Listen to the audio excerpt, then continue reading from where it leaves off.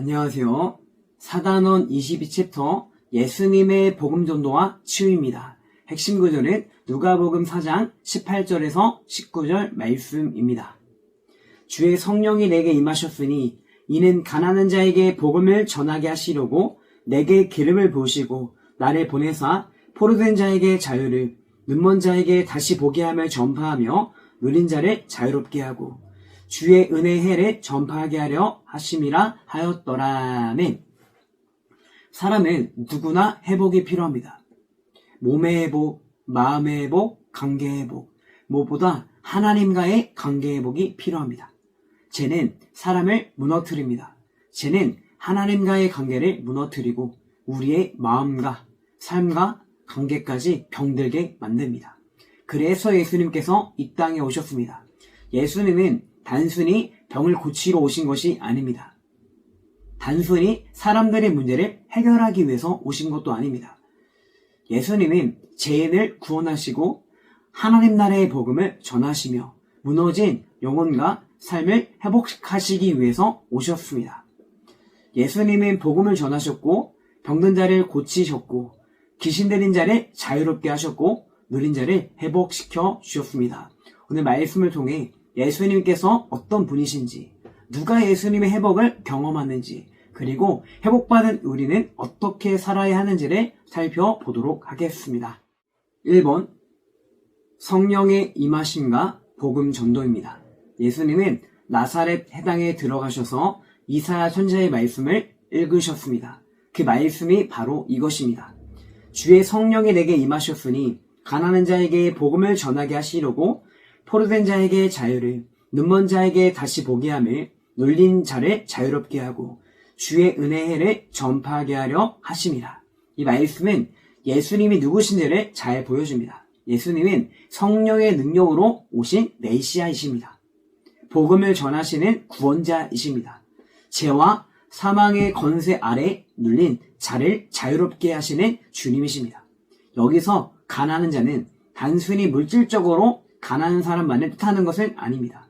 하나님 앞에서 자신에게 구원이 없음을 아는 사람, 자신의 죄와 연약함을 인정하는 사람, 하나님의 은혜 없이는 살아갈 수 없다라는 고백을 하는 사람입니다. 예수님은 이런 사람들에게 복음을 전하러 오셨습니다.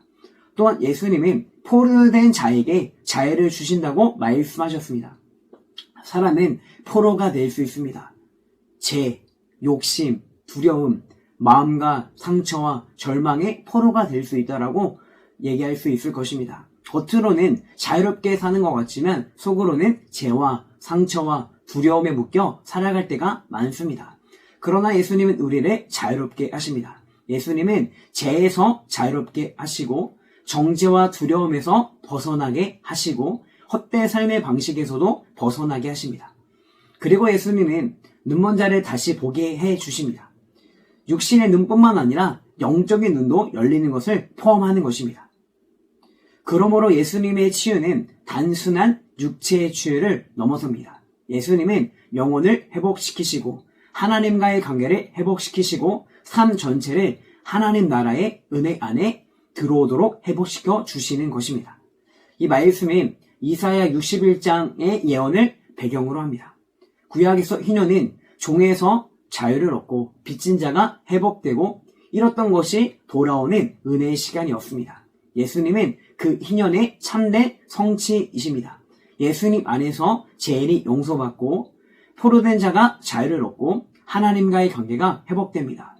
마태복음 21장 28절 수고하고 무거운 짐진 자들아 다 내게로 오라. 내가 너희를 쉬게 하리라. 병원에 가면 의사는 겉으로 보이는 증상만 보지 않습니다. 열이 나는 이유, 통증이 생긴 이유, 몸 안의 근본 원인을 찾으려고 합니다. 마찬가지로 예수님은 우리의 삶의 겉모습만 고치시는 분이 아닙니다. 예수님은 죄의 문제, 영혼의 문제, 하나님과의 관계의 문제를 고치시는 분이십니다. 예수님은 육체와 영혼을 회복하시기 위해서 오신 구원자이십니다. 나는 예수님을 단순히 문제 해결자로만 생각하고 있지는 않은지, 내 삶에서 복음으로 회복되어야 하는 부분은 무엇인지, 나는 예수님 안에서 참된 자유를 누리고 있는지 살펴보기 원합니다. 2번 예수님과 고향 사람들입니다. 예수님께서 이사야의 말씀을 읽으신 후 사람들에게 이렇게 말씀하셨습니다. 이 글이 오늘 너희 귀에 응하였느니라. 이 말씀은 놀라운 선언입니다. 예수님께서 이사야가 예언한 메시아가 바로 자신이라는 것입니다. 하나님이 약속하신 구원의 때가 예수님 안에서 시작되었다고 선포하신 것입니다. 처음에 사람들은 예수님의 말씀을 놀랍게 여겼습니다. 하지만 곧 이렇게 말합니다. 이 사람이 요셉의 아들이 아니냐. 그들은 예수님을 너무 익숙하게 생각했습니다.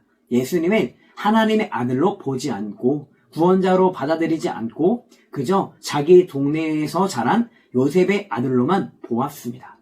익숙함이 믿음을 막은 것입니다. 이것은 오늘 우리에게도 경고가 됩니다. 교회를 오래 다녔다고 해서 반드시 믿음이 깊은 것은 아닙니다. 말씀을 많이 들었다고 해서 순종하는 것은 아닙니다. 예수님에 대해서 많이 안다고 해서 반드시 예수님과 인격적인 관계를 맺고 따르고 있는 것은 아닙니다. 고향 사람들은 예수님을 가까이에서 알았지만 예수님을 믿음으로 받아들이지는 않았습니다. 그래서 예수님께서 주시는 회복을 경험하지 못했습니다. 예수님은 그들의 마음을 아시고 엘리야와 엘리사의 이야기를 말씀하셨습니다. 엘리야 시대에 이스라엘에 많은 가부들이 있었지만 하나님은 사렙다의 가부에게 은혜를 베푸셨습니다. 엘리사 시대에 이스라엘에 많은 나병 환자가 있었지만 하나님은 아람 사람 나아만을 고치셨습니다. 이 말씀의 의미는 분명합니다. 하나님의 은혜는 혈통으로 받는 것이 아닙니다. 지역으로 받는 것이 아닙니다. 종교적 익숙함으로 받는 것이 아닙니다. 하나님의 은혜는 믿음으로 받고 순종으로 경험합니다. 가까이 있는 자보다 중요한 것은 믿음입니다. 오래 들은 것보다 중요한 것은 순종입니다. 히브리서 4장 2절 들은 바 그 말씀이 그들에게 유익하지 못한 것은 듣는 자가 믿음과 결부시키지 아니함이라 라고 말씀하고 있는 것을 알고 있습니다. 말씀을 듣는 것만으로는 충분하지 않고 들은 말씀이 믿음으로 연결되고 그 믿음은 순종으로 나타나야 합니다. 예수님을 아는 것과 예수님을 믿고 받아들이고 그분과 인격적인 관계를 맺는 것은 다를 수 있다라는 것입니다. 햇빛은 누구에게나 비칩니다. 하지만 창문을 닫고 커튼을 치면 방 안은 여전히 어둡습니다. 하나님의 은혜도 풍성합니다. 말씀도 우리에게 주어집니다. 그러나 마음을 닫으면 그 은혜를 누릴 수 없습니다. 믿음은 마음의 문을 여는 것입니다. 순종은 그 은혜 안으로 걸어가는 것입니다. 예수님의 회복은 익숙함이 아니라 믿음과 순종으로 경험합니다. 나는 예수님을 너무 익숙하게만 받아들이고 있지 않은지, 말씀을 들을 때 믿음으로 받고 있는지, 아니면 판단만 하고 있는지, 하나님께서 지금 내게 요구하시는 순종이 무엇인지를 생각해 보기를 바랍니다. 3번, 온갖 병자를 고치시는 예수님입니다. 예수님은 가버나움으로 내려가셔서 안식일에 사람들을 고치셨습니다. 사람들은 예수님의 가르침에 놀랐습니다. 왜냐하면 예수님의 말씀에는 권위가 있었기 때문입니다. 예수님의 말씀은 단순한 지식 전달이 아니었습니다. 예수님은 하나님의 권세로 말씀하셨습니다. 그때 해당에 더러운 귀신 들린 사람이 있었습니다. 귀신은 예수님을 알아보고 말했습니다. 나는 당신이 누구인지를 아노니 하나님의 거룩한 자니이다. 그러나 예수님의 귀신을 꾸짖으시고 그 사람에게서 나오게 하셨습니다. 여기서 우리는 예수님은 악한 영보다 크신 분, 마귀의 권세를 깨뜨리시는 분, 눌린 자를 자유롭게 하시는 분이라는 것을 알 수 있습니다. 이후 예수님은 시몬의 장모의 열병을 고치셨습니다. 예수님께서 열병을 꾸짖자 열병이 떠나가는 것을 우리가 보게 됩니다. 그 여인은 곧 일어나서 사람들을, 특별히 예수님을 섬기는 것을 우리가 보게 됩니다. 여기서 우리는 회복의 목적을 알 수 있습니다. 예수님은 우리를 회복시키십니다. 그런데 그 회복은 단지 나 혼자 평안하게 살기 위한 것이 아닙니다. 예수님은 우리를 회복시키셔서 하나님을 섬기게 하시고 이웃을 섬기게 하시고 복음의 증인으로 살아가게 하시는 것입니다. 우리는 은혜를 받기만 하는 사람이 아니라 받은 은혜를 흘려보내는 사람이 되어야 합니다. 예수님은 한 곳에만 머무르지 않으셨습니다. 예수님은 말씀하셨습니다. 내가 다른 동네들에서도 하나님 나라 복음을 전하여야 하리니 나는 이 일을 위해 보내심을 받았노라. 예수님은 언제나 어디서나 하나님 나라의 복음을 전하시고 병든 자를 고치셨습니다. 예수님의 중심 사명은 복음 전도였습니다. 우리 또한 그래야 될 줄 믿습니다. 마태복음 9장 35절 예수께서 모든 도시와 마을에 두루 다니사 천국복음을 전파하시며 모든 병과 모든 약한 것을 고치시니라. 마가복음 1장 38절 우리가 다른 가까운 마을들로 가자. 거기서도 전도하리니 내가 이를 위하여 왔노라. 예수님께서 복음 전도를 위해서 오셨고 그 복음은 단순히 말로만 그치는 것이 아니라 병든 자를 고치시고 눌린 자를 자유롭게 하시고 사람을 하나님께로 회복시키는 능력을 보이셨다라는 것입니다. 물이 고여있기만 하면은 썩기 쉽습니다. 그러나 물이 흘러가면은 생명을 살립니다. 은혜도 마찬가지입니다.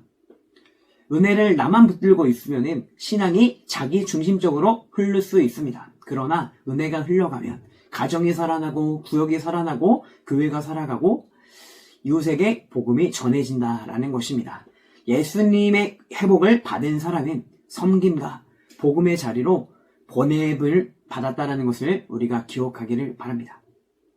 나는 받은 은혜를 누구에게 흘려보내고 있는지, 우리 구역 안에서 돌봄과 회복이 필요한 사람이 누구인지, 나는 복음 전도의 사명을 얼마나 중요하게 여기고 있는지를 돌아보기를 바랍니다. 결론입니다. 예수님은 이 땅에 오셔서 복음을 전하시고 병든 자를 고치시고 눌린 자를 자유롭게 하셨습니다. 예수님의 회복은 단순히 예수님을 많이 안다고 경험하는 것이 아닙니다. 예수님의 고향 사람들처럼 익숙함 속에 머물면은 말씀을 들어도 은혜를 놓칠 수 있습니다. 예수님의 회복은 믿음으로 말씀을 받고 순종으로 반응하는 사람이 경험하는 것입니다. 또한 예수님은 회복한 우리가 그 자리에만 머물게 하기를 원하지 않으십니다. 예수님의 우리를 섬김의 자리로, 복음 전도의 자리로, 연약한 사람을 돌보는 자리로 보내십니다. 그렇기 때문에 예수님의 회복을 경험하고 그 회복을 흘려보내는 성도분들, 구역장분들이 되기를 축복합니다. 나눔 질문을 추천드리도록 하겠습니다. 내 삶에서 예수님의 회복이 필요한 부분은 무엇인가요? 나는 말씀을 들을 때 믿음과 순종으로 반응하고 있나요? 우리 구역 안에서 또 우리 주변에 돌보고 기도해야 될 사람이 누구인가요? 구역의 상황에 맞게 나눠주시기를 바랍니다.